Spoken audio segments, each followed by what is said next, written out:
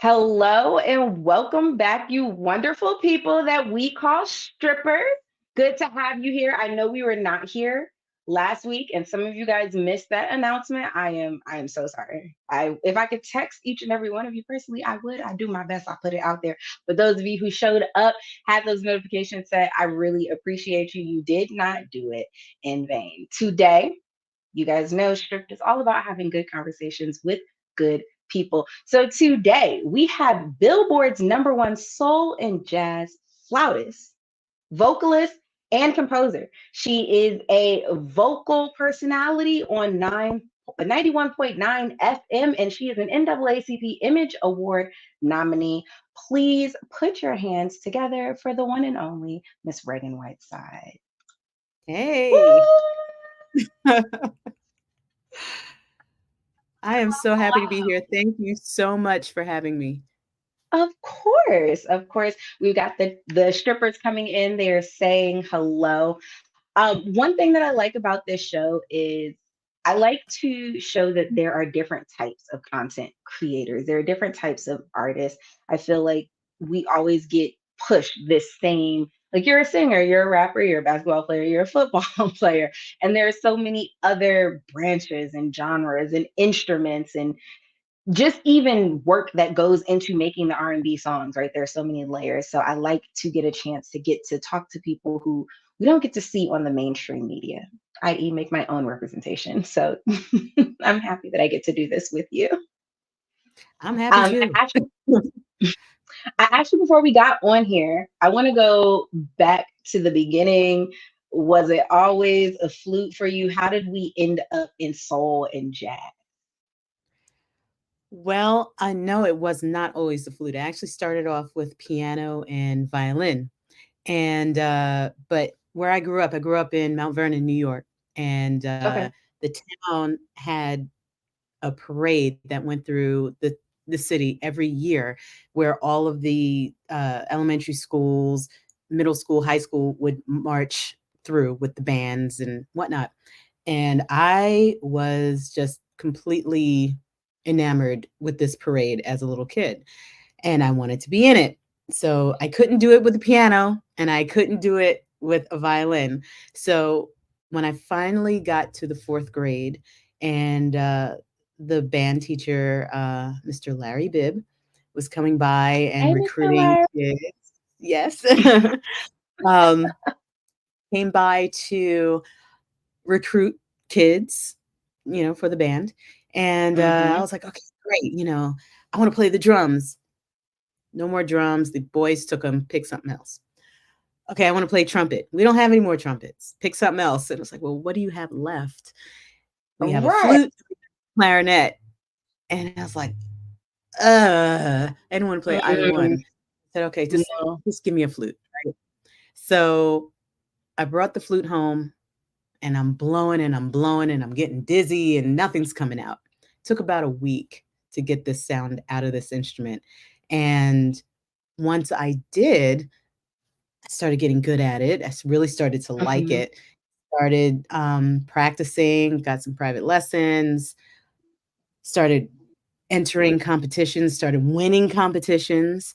And at Mm. that point, I was going to into classical music because, even though initially I wanted to play jazz, my private teacher, Joe Piscitelli, was like, get your Hi, foundation Mr. in, Perfect.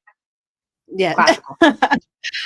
he he said, get your foundation in classical music and then you can go on and do whatever you want. I said, okay. I didn't want to play classical music, but it, Nobody wants to. I mean, respectfully, some people do, but you yeah, don't but you normally know just what? wake up and be like, And say, classical I for want to me. do this. Yeah. No. And but I started playing it. I started to like it. I enjoyed the challenge of it. I enjoyed the beauty of it. And I started getting good at that. And then I actually started composing classical pieces as well. And Ah. I said, okay, well, you know what? This is what I want to do. I want to get into an orchestra or be a classical soloist. So I took the auditions to go to conservatory, and conservatory was a wild place, man. It was it was I my first school, I was one of 6 black kids. Uh, Mm, my sec mhm, my second school, um, I was the only one, which mm. was really, I mean, it was fine, but it was classical It was. conservatories very, very intense. And so without the support system that I was used to having in high school, I felt Mm, like I was mhm. there all alone. Just out there. Yeah, and so, when I got to my senior year, you had to do a concerto competition. And so I had this concerto completely memorized. It's a 20-minute concerto, okay? Mm, And, I had my mm. accompanist, and I was ready. I had it memorized backwards and forwards. I was good. And I got in there and I started playing it, and about halfway through, I forgot everything. Forgot every last note. And, the judges, Shut they're on a panel, up. and they're like, "You're doing really well. You can just start again." And I said, "Okay, you know what? No, I'm good. Actually, I I'm can't. good. I'm good." No, I could have, and I think but I was so in my head about it, and I was so it wasn't feeling right. It wasn't, and Mhm. it was just one of those soul things where it's like, this is not it. Connecting with your soul, yeah. Yeah, yeah, even though I enjoyed playing the music, I enjoyed sitting in the middle of the orchestra. As a flute player, you are smack dab in the middle of the orchestra. You're talking about surround sound. I mean, Mhm. for the biggest orchestral pieces ever, and we played some great stuff, and it was a beautiful experience, but something in me was just saying, this is not it. This is not what you're supposed to be doing. And, I said, "Thank you, but I'm out." So, Did the I people in walked your out. life look at you like you were crazy when you walked out? Yes. Or were they like, Oh, "I did it"? yes. They looked at me like I was crazy. I saw a lot of heads shaking. My teacher there, she was heated. She was heated. She didn't talk to me that much after that, but, I won't mention her name, but, yeah, she didn't really talk to me. She's probably somewhere like, "Good, and you better not. Don't Yeah. mention me." Yeah, she was pretty miffed. Uh, but I had to do what I had to do, and, I What graduated with uh, I graduated with a bachelor's of classical music performance. So useful. Uh, and I went back home to New York and, didn't really know what I wanted to do with my life. And I went to a concert about a month later with Bob Baldwin and Marion Meadows. Bob Baldwin plays keys, Marion Meadows plays sax, and there had to be 10 people in this band. And, it was a really small club, and I was sitting right up front, and I was just blown away. I was totally blown away, and, I knew right then that's what I wanted to do with my life. So I went up to Bob Baldwin afterwards, and I said, "Listen, I'm a classical musician. I want to make the transition into contemporary jazz. Do you have any advice for me?" And we ended up talking for like a good 40, 45 minutes. And he called me like within the next 2 days and said, "Listen, I'm going into the studio. I'm going to be recording this jingle for a radio station in New York called CD 101.9, which was the primary yes. smooth jazz station in New York." CD Um, 101.9. yes, yes, yes, he actually wrote that. Imma He try to actually stay wrote girl that. through Yeah, Bob Baldwin, he wrote that, and, yeah, girl. to go in the studio, and he was recording, like, some newer versions of it, and, I got to so anything that you heard with flute on that jingle, it was me. I Shut was your mouth. Yes, I was really I was, like, fresh out of college, and that was really the turning point where I left classical and started pursuing contemporary jazz. Yeah. And so that studio, um, in Yonkers, New York, called the Upper Room, and Dennis Johnson owned and operated the studio, ran all the sessions, also a producer and songwriter. And so Hmm. I was learning from him how to run a session, how to how to record, how to make music with computers, the whole MIDI thing, everything. Hmm. And Bob, Hmm. because that was his primary studio, Bob was showing me how to basically break every rule that I had just learned for the previous, Because five, that's six, what seven jazz thousand is. years, you know? We got to break So, the rules. yes. And so for the next, I don't know, 5 years, it was boot camp. And I was Mm. composing more contemporary jazz stuff, and I started making it a demo, and then a demo turned into an album, and the rest is history. Okay, so talk to me about that 5 year boot camp period because, like, I know we hear people say all the time, like, it takes 10 years to make an overnight success and all that. In those 5 years of boot camp, as you say, were you appreciative of it at the moment? Were you craving more? Was it that like Batman and Robin effect? Where was your head? Because you're also a little bit out of college now.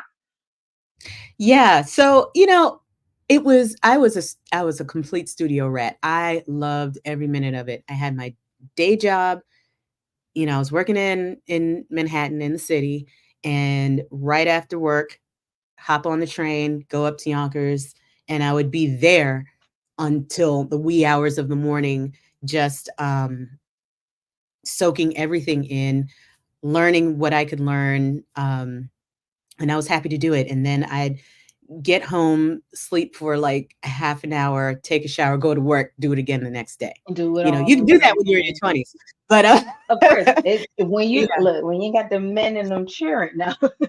yeah, it turns into something else. But I was unattached at the time, and so this whole boot camp was, I got to see Freddie Jackson, Will Downing, um, Tony Smith, who sang "Funkin' for Jamaica." Oh, From so many. Jamaica. That's my Yes, jam. yes, yes. She was amazing. She was amazing. Beautiful spirit too. Oh, And yeah. I got to meet all of these people. Porter Carroll, original member of Atlantic Star, and they were all Mm. through to record, and I got to see their techniques. I got to ask them questions. Um, Instrumentalists. I mean, everybody who came through. I was just a Got to sponge. I just soak it soaked it up. all in. Yeah, it was an incredible period in my life, and of course, now throughout this thing, um, you spend a lot of time in the studio, a lot of Hmm. late nights, a lot of long days. You get to know people. So, Right. so Dennis Johnson, who owned the studio, actually ended up marrying him, and That's not where it's. You just took the car. Okay, yeah, just husband. yeah, That's one way to get it a was. free studio time. How about that? But it was we were very it was just business for the first I was about to say though that 7 years. studio time that like you just get to know people differently when you create with them when you're in like that crunch if you're doing something with the deadline you Oh it's like a fishbowl that doesn't exist in any other place so like that's yeah. obvious at that point like and then once Mhm. you like make music together and you can understand the language it's like you're my man right Yeah. you was you was Yeah, feeling yeah. what I was feeling. I It remember was a so when long I was process. in I mean it was kind of like that for my husband and I. We'd known each other since we were four. We didn't start dating until I was 22. So Oh, wow. yeah, That's a minute. yeah, we held it out. I was in private school when I was in second grade and they had a band program or whatever that was led by this lady whose name I don't remember, and she came from a classical background, could play like every instrument known to man. So I'm in like second grade, and she is just, looking back, I realized how accelerated the rate was. But she's teaching us how to read sheet music while she's also teaching us how to play, like all at the same time. And it was very like Catholic school, stiffen up, pay attention. I was Mhm. not thrilled about the flute, and I changed private schools, and so it was another chance, a different band program, and I wanted the drums, just like you. And my mom was like, "Not in my house." I'm not gonna be listening to that. My cousin played the clarinet. She had an old clarinet. So mom was like, "You'll play the clarinet." I was like, "Well, if I don't play the drums, I wanted to play. I think I wanted to play the saxophone." And she was like, "Girl, please." You don't even, it's not happening. We've got this clarinet for you. And then at some point, somebody gave us a trumpet. And so my mom was like, I wanna switch. And I hated the clarinet so bad. I hated like the mouth placement of it. I hated it. And so I said, "Oh, trumpet, let's do it." I took one trumpet lesson. I said, "Actually, you know what? Let's just not with the band. let's just Wow. let's just keep that all behind." And I wanted to so bad because at that time, like I made music. My cousin was enslaved back in the day. And so my Mm. dad like called him and was like, "Oh, take her to the studio." So I wanted to have a reason to like be able to go and all that, because they were instrument players. So nobody really even cared that I wanted to do anything vocally. They were like, "You got to learn how to play an instrument." And so even piano lessons, everything I did, I bartered piano lessons so I could take vocal lessons. And so I was taking them like Monday piano, Tuesday vocal. It's the only way my mother Mm. would let me do it. And then finally I was like, "I don't care. I don't want to play piano." I don't care. But my sister went on. She's really great. She's psycho. She can play by ear. She's like her my grandmother. We lived in Georgia. My grandmother was still in Jersey, and my sister could play by ear so well. And my grandmother's ear was so crazy that they would take piano lessons over the phone. She would Wow. come home and be like, play me what your piano teacher taught you." She would play, "No, you're off a key. You need to step down. You need to like," yeah, yeah. Nice. They were good. I was like, "Anybody want to take me to vocal lesson?" That They didn't care. So you have a new single out now. How do we get from boot camp to I'm an artist? well, when I first started shopping, so I had this little 3-song demo, right? And, Mhm. uh, and I was shopping it to labels, trying to get a deal. Mm. Uh, Is that you know, process the same, like as instrument or as an instrumental artist? Is it the same process pretty as like much. shopping for a okay? Oh, yeah, yeah, pretty much. It's, you're gonna get a lot of doors slammed in your face if they even bother to, acknowledge you at all. I had a lot of near misses, and then finally there was a marketing project, something that happened in the early 2000s, and it said flute does not test well in contemporary jazz. And so the radio station said, Squeezies? "Will not play any flute." And this is when I'm trying to come out with an album, right? So I'm You're just like, like, "Anybody want to listen to my demo?" My flute. like, why? What happened to Bobby Humphrey? No, no. And So meanwhile your classical teacher is somewhere like, she probably sent the yeah, memo. yeah, She was probably. the head of the I marketing wouldn't be campaign. surprised. Would not be surprised. Nah, she cool. But anyway, she, so after all of these no's, we're still working on the demo, and the demo's getting from 2 songs to 3 songs to 5 songs, and now it's 8 Hmm. songs, and it's It's an 12 EP. songs, and it's like and it's like, "Oh, well, now we have an album. We have a whole Hmm. album. Okay, so what are we gonna do now?" Well, they're not gonna sign me, they don't wanna give me a record deal. I'm going to go it alone. So we, at this time, Independent. yes. So at this time, technology was catching up. You had places like CD Baby and Hmm. MySpace, and MySpace was it was a game changer though for artists, it really, musicians. really, yes. The exposure game just opened up with those two platforms. And so I put it out myself, and I hired a radio promoter, an independent radio promoter who I still work with to this day. And and they believed in me, and they're like, you know what? We are going to get the flute in here by hook or by crook, because what you're doing is good, and we're going to work with you. And it took a Okay. while to build, right? It took a while. And of course the first album, the first couple of singles, you know, eh, new artist, they're like, "Oh, okay, yeah, yeah, yeah, yeah. Okay, Yeah, let's you're do." getting like 10 p.m. placement on the radio and Right. like, Yeah, exactly. Then it was, "Okay, let's do another album." So we did another album, and it's good, and it does a little bit better. Then we do another okay. album.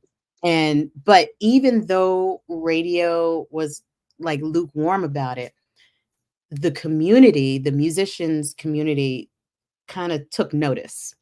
And I was doing shows, as a sideman, um with Bob, and I was getting exposed to a lot of different musicians, and they were hearing me play, and I started getting more shots. And Hmm. so it was my second album. I was able to get Chieli Minucci from Special Effects, brilliant, brilliant guitar player, to be a guest artist on the album. Then the following album, it was it was wild. I was able to get Patrice Rushen to be a guest artist, because we did a cover of her song "Remind Me," Okay. and we sent it to her. It was like one of those 6 degrees of separation kind of things, and we were able to reach her, and she loved what we did with the song. She actually ripped a solo on it, and so she was featured on the album. Wow. Um, and it just kept growing, and then but the next album, and so that song was actually the first one that landed me on in the top 25 on Billboard. And Okay. Wow. yeah, and then the And this next is the second next album album, you said, right? this was the third album. So it took 3 Third whole album. albums, a lot of, like years of just writing and recording and pushing and crying and hustling, But that's and that's the whole thing, cumulative you know. about your 10 years for your overnight success. Yeah, it was a lot. It was longer than Roundabout. sure. Yeah, it was. No, I think it was the album after that, um, Troublemaker, that really put me on the map. And Troublemaker I love that came name. probably. Thank you. Troublemaker came. Okay, if you start recording, like I started recording my demo in 2001.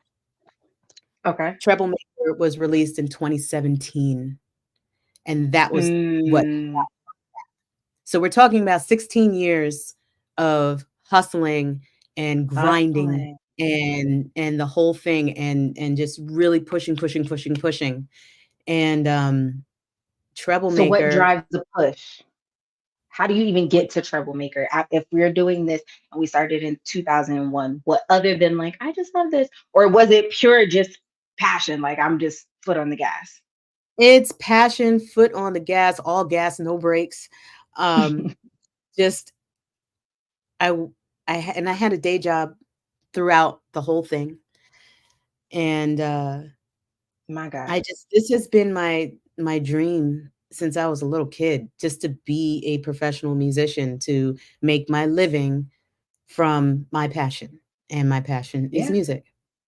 So that was the push. I've always been very driven, and you know, it's it was almost out of habit after a while because I had been doing it. I had been so driven for so long that I just couldn't stop.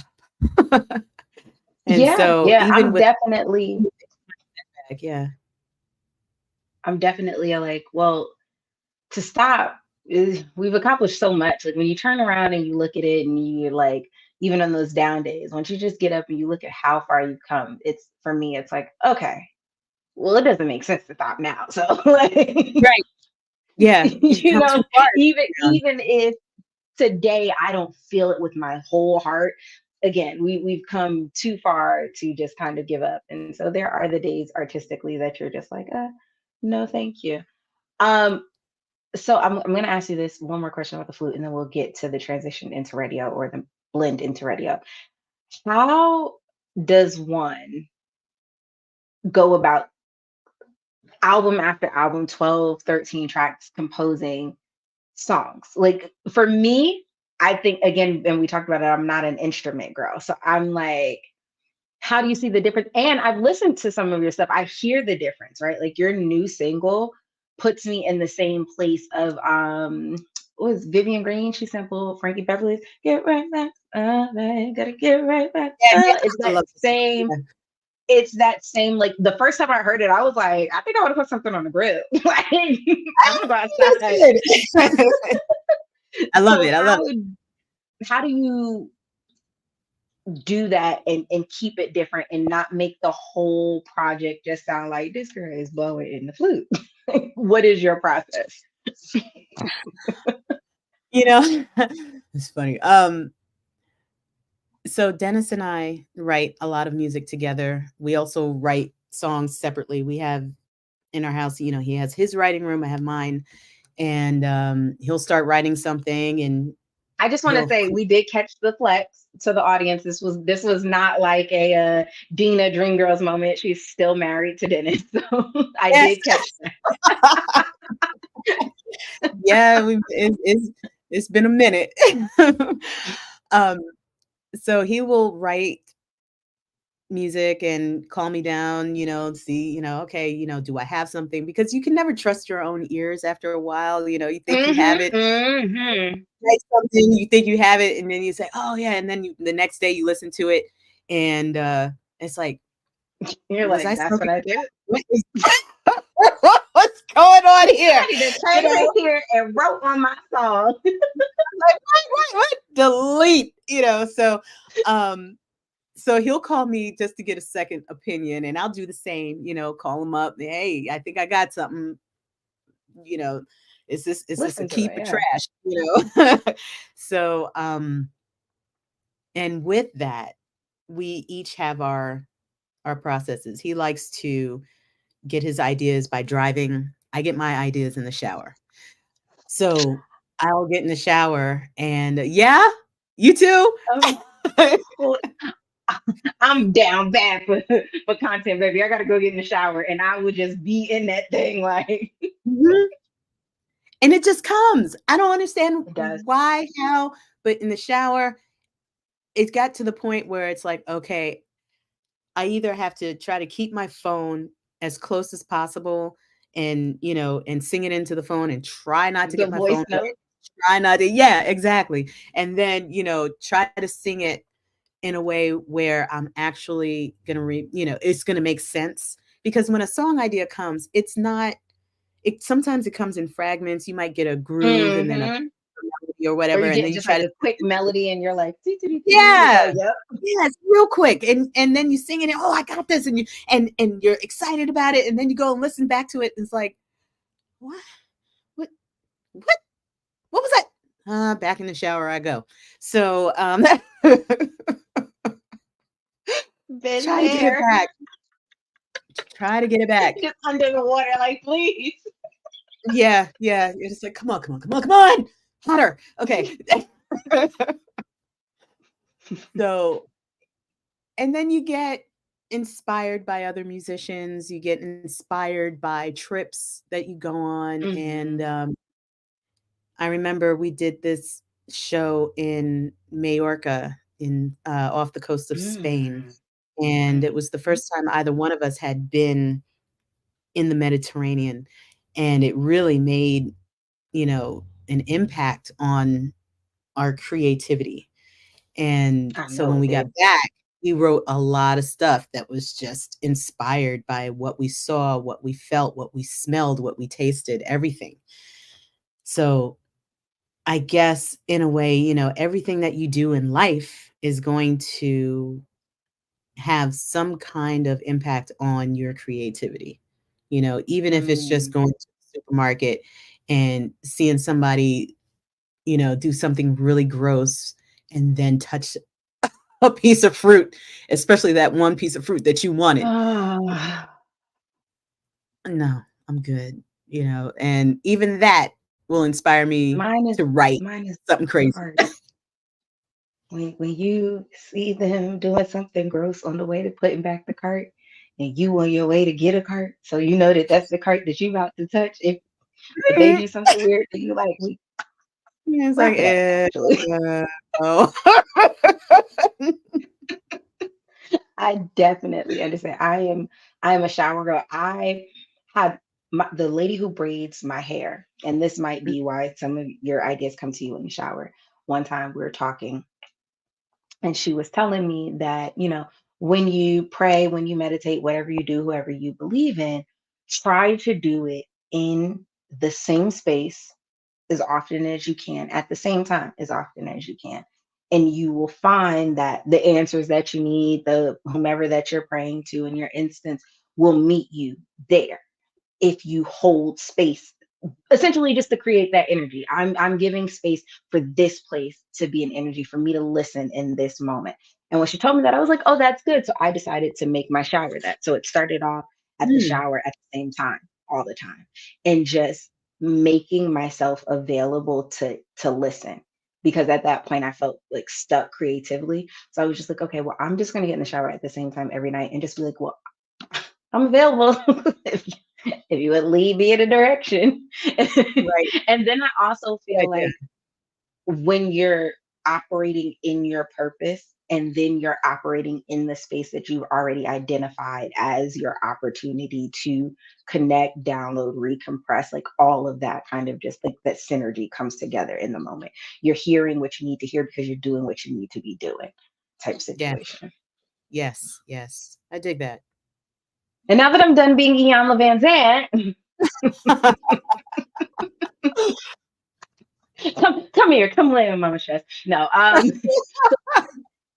how how now, brown cow, how did we get into radio from all of that? So radio kind of fell into my lap. I was doing a show and, a flute on stage with my flute and everything, and I talk in between songs, stuff like that. And David You give him a Linton, show. yeah, yeah, you gotta Of entertain the course. people.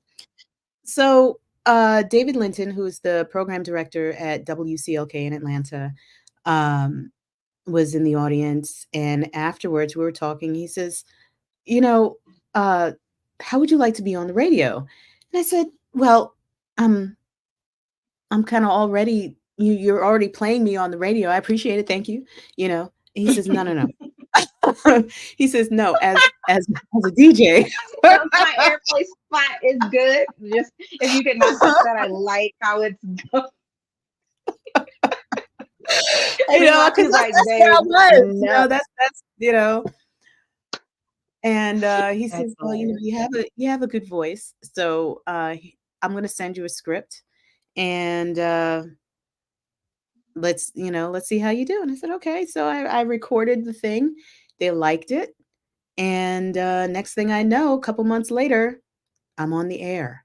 And thank Mm. goodness there were still a lot of OG radio personalities, DJs that were around me at the studio. And I was able to ask them questions, get a whole lot of pointers Soak it because here we up. go again. Boot camp. Gotta get back in boot camp. Yes. Yeah, really, and, it was a real huge learning experience, and this happened in 2020, and, Was so I started. 91? 91, was that the station that used to be Jams? Didn't they used to be Jams back in the day? Or was that I'm not 91.7?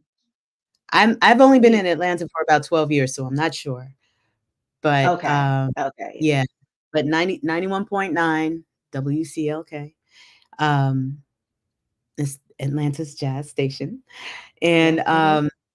so I'm on there every Saturday now, and since 2020, and I am one of those people who is like, "Listen, I'm gonna fake it until I make it." I'm not Mhm, gonna mhm, squander this opportunity. I'm going to do the best that I possibly can. I'm kind of a perfectionist, so I'm always going to be striving to do the best that I possibly can. I'm never going to hit perfect, but I'm just trying to do the absolute most with what mhm. I can, you know. Yes, yes.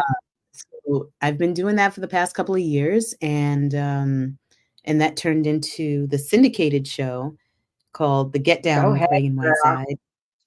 That is now, it's budding, but it's Mhm, out there, and stations are picking it up. And out of radio, because I was there, I started reading a lot of commercials s- spots, underwriting spots, because it is an NPR mhm. station, so it's not really a commercial, but it's an underwriting spot that is This telling underwriting the is people underneath. about what's happening, you NPR know, girl. yes, you know.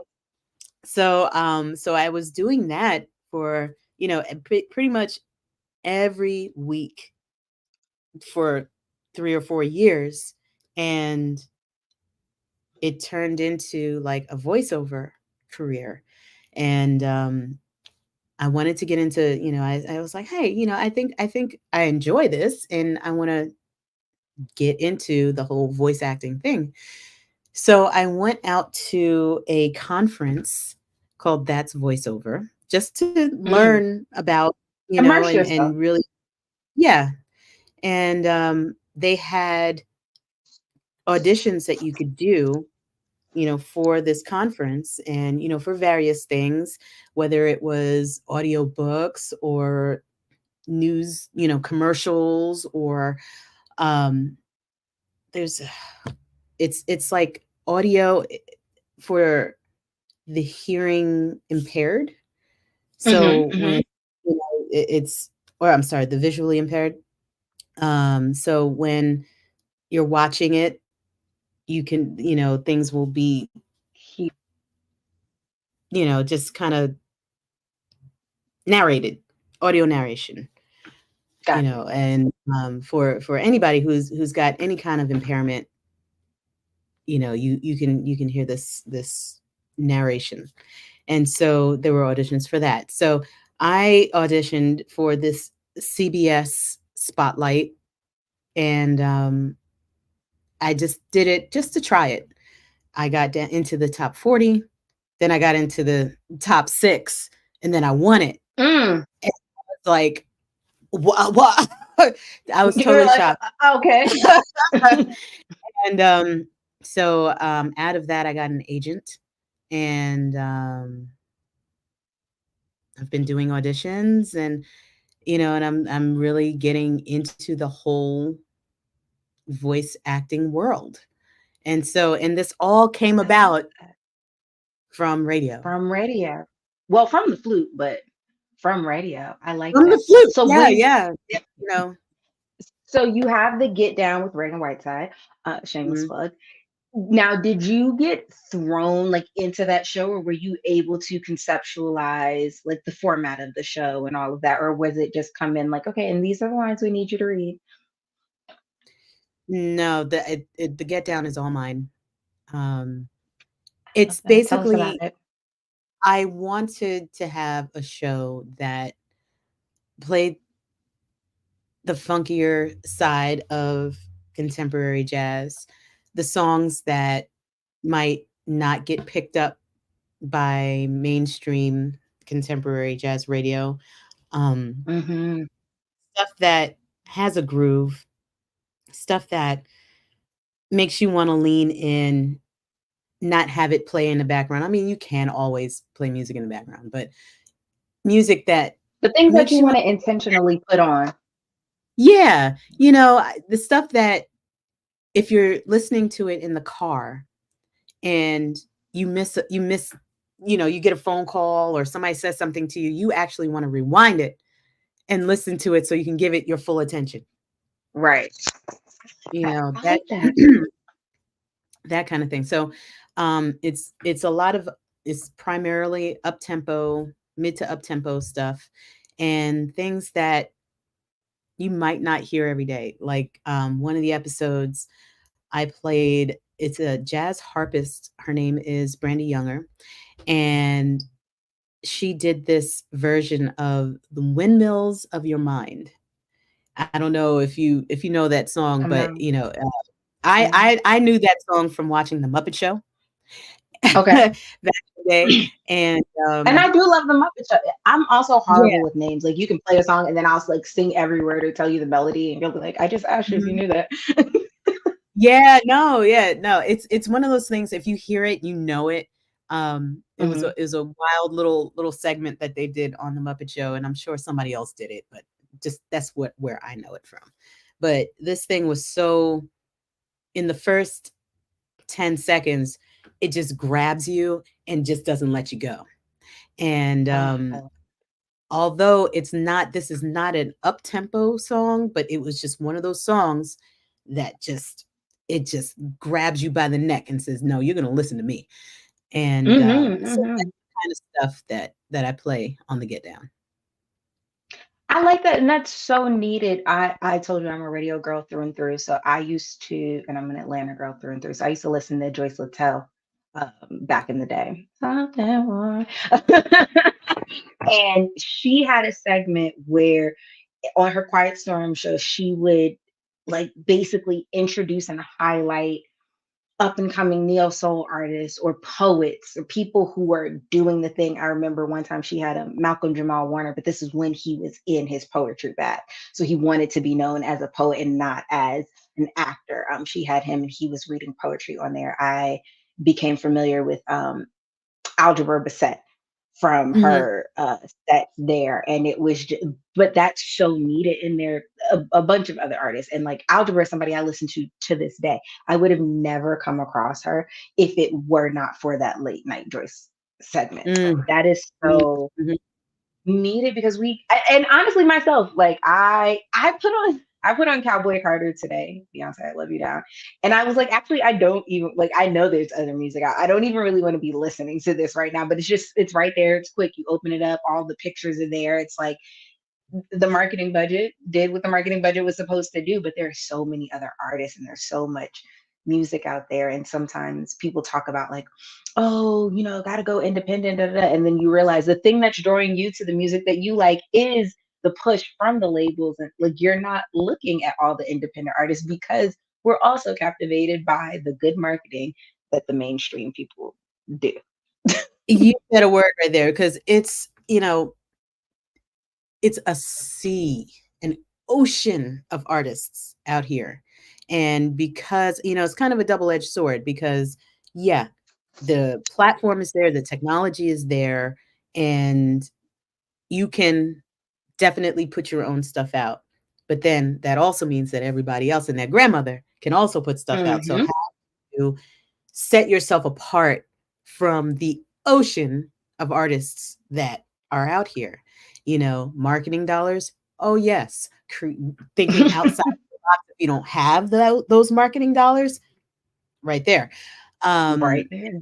it's hard, and it's great in that it has definitely opened up what people are what people have access to, musically, like people like groups like, Moonchild.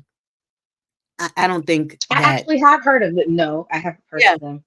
Well, yeah, but when they were first coming out and they were, independent and all that stuff, y radio stations weren't playing them. They weren't playing them. They were fantastic. Well, they played the Yeah. same 5 songs anyway. You can be in the car for 3 hours and you'll you'll be like, "Oh, these same 4 jams are great." They're not And like so on the main go screen.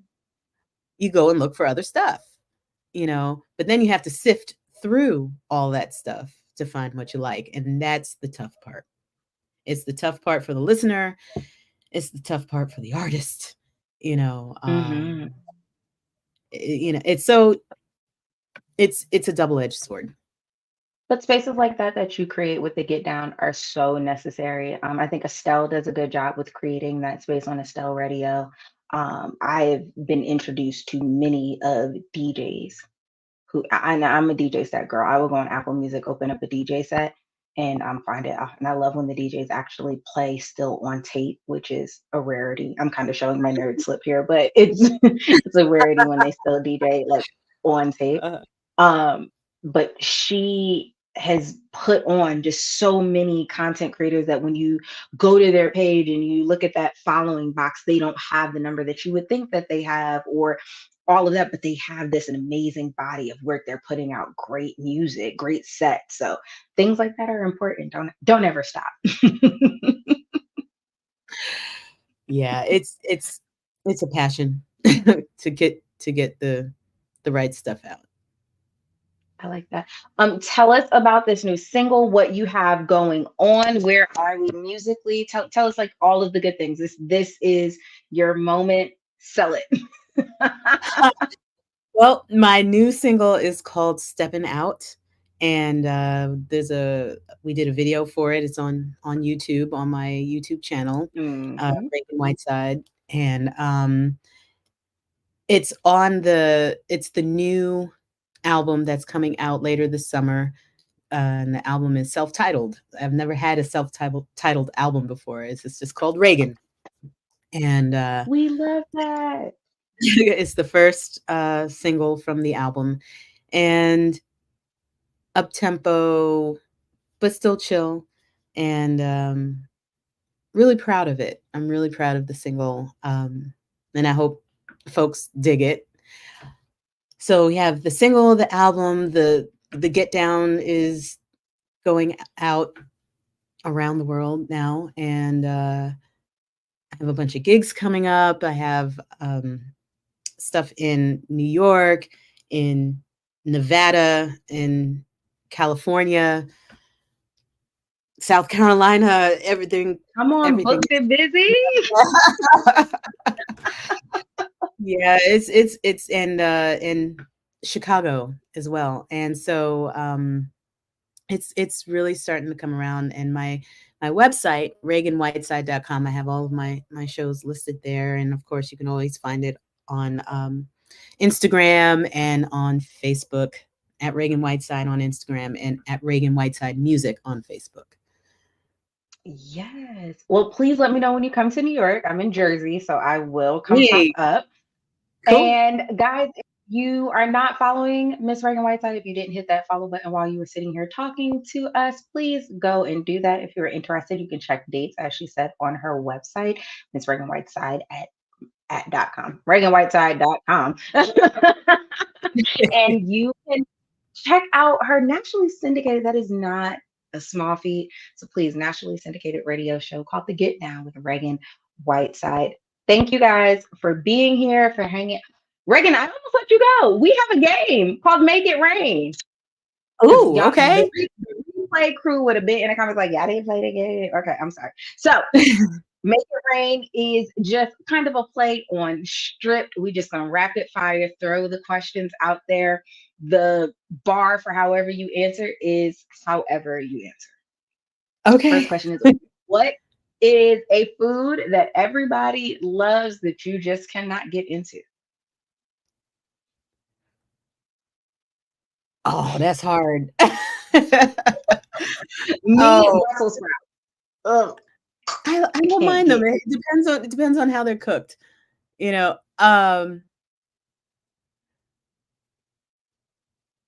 Oh, mm, Hawaiian pizza, pineapples on pizza. All right, goodbye, Reagan. Thank you. No. I can't do it.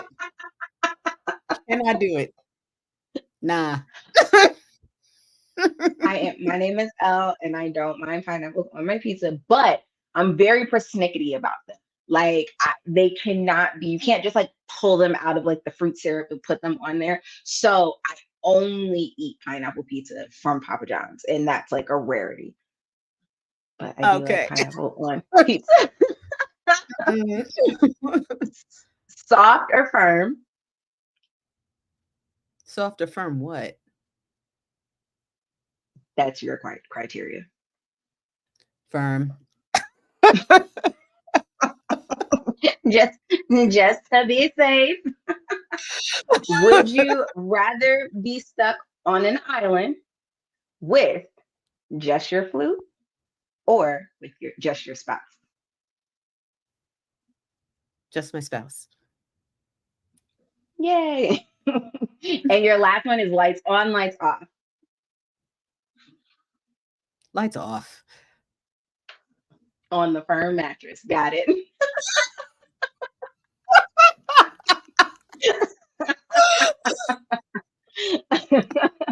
DK said, now I want to step out, and you should play stepping out while you guys get dressed. Guys, if you didn't catch this whole live, the replay crew is very important.